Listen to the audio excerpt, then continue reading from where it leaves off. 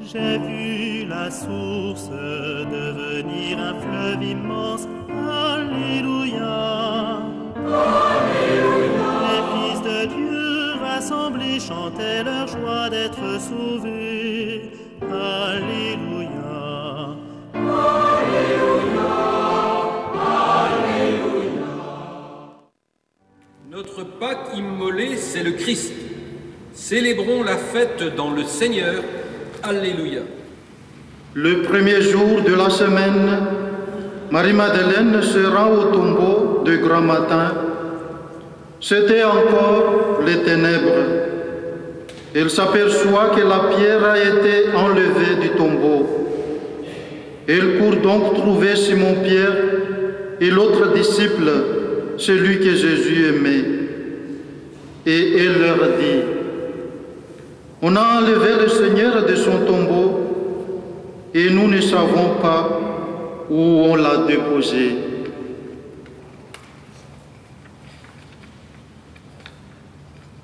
Pierre partit donc avec l'autre disciple pour se rendre au tombeau.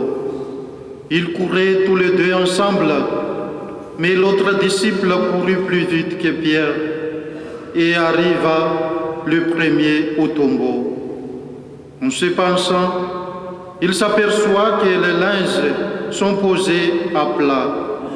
Cependant, il n'entre pas. Simon-Pierre, qui le suivait, arrive à son tour. Il entre dans le tombeau. Il aperçoit les linges posés à plat, ainsi que le suaire qui avait entouré la tête de Jésus, non pas posé avec les linges, mais roulé à part à sa place. C'est alors qu'entra l'autre disciple, lui qui était arrivé le premier au tombeau. Il vit et il crut. Jusque-là, en effet, les disciples n'avaient pas compris que selon l'Écriture, il fallait que Jésus ressuscite d'entre les morts. Mes frères et sœurs, Pâques veut dire passage. Pâques pour les chrétiens, c'est le passage de Jésus de la mort à la vie. À l'origine, Pâques est une grande fête juive. Elle célèbre un événement très important. Dieu, comme il l'avait promis à Moïse, a libéré les Hébreux esclaves en Égypte. Alors, le premier soir de la Pâque juive, au cours d'un repas, chaque famille revit ce que ses ancêtres ont vécu. On partage un pain en deux en disant: voici le pain que nos ancêtres ont mangé en Égypte. Quiconque a faim, qu'il vienne manger et célébrer la Pâque avec nous. En buvant aussi 4 coupes de vin durant le repas, on célèbre cette libération. Le jeudi soir, juste avant son arrestation, Jésus, lui aussi, a partagé avec ses apôtres le pain et le vin.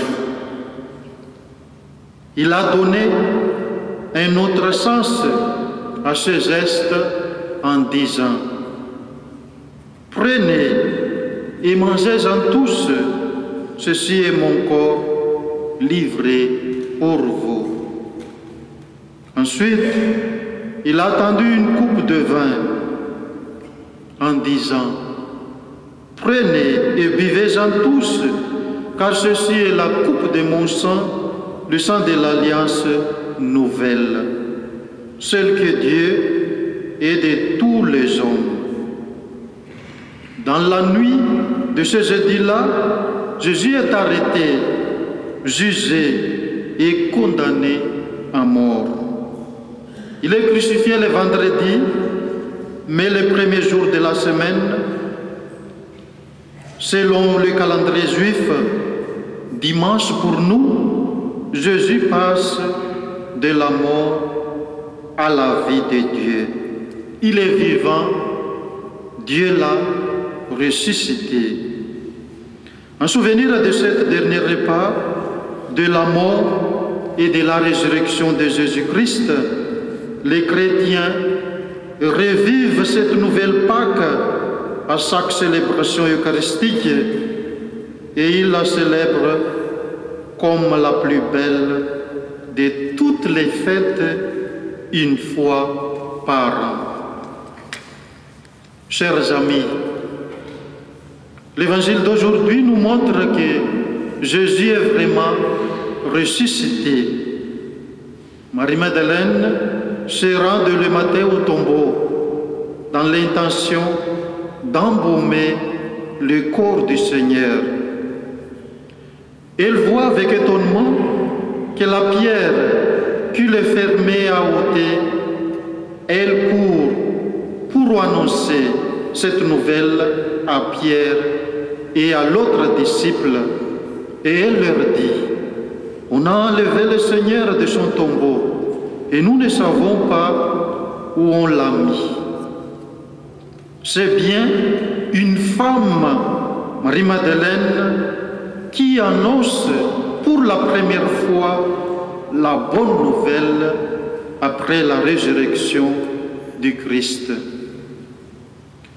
Les deux disciples, Pierre et Jean, remplis de la plus vive émotion à l'écoute de la parole de Marie-Madeleine, se lancent hors de la ville, vont au sépulcre et courent ensemble vers le lieu où Jésus était enseveli. Jean, plus jeune et plus agile, devance Pierre et arrive le premier au sépulcre. S'étant baissé pour regarder dans le tombeau, il y voit le linceul dont le corps avait été enveloppé.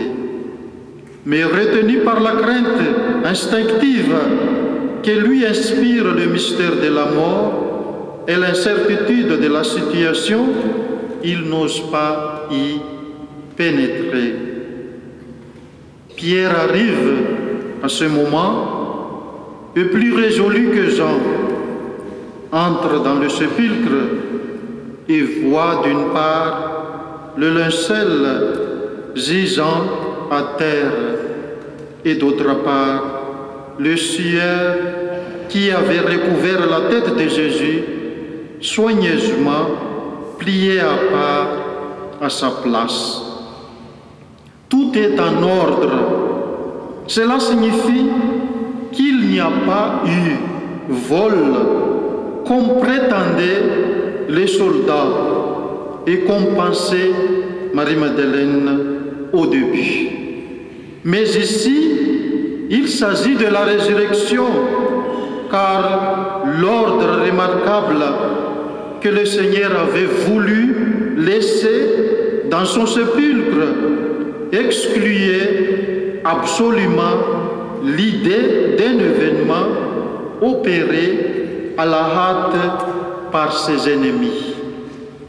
Alors, encouragé par l'exemple de Pierre, Jean entre à son tour dans le tombeau et il voit et il croit.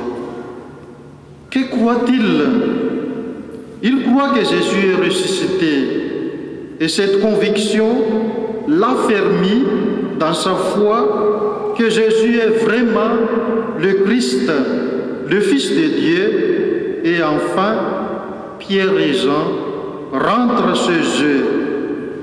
Dans cette célébration, mes frères et sœurs, il faut mettre en évidence que la Pâque et la Passion sont inséparables. Avant de ressusciter, Jésus doit passer par la souffrance, par la mort. De même, nous aussi, nous devons passer par la mort pour entrer dans la vie éternelle.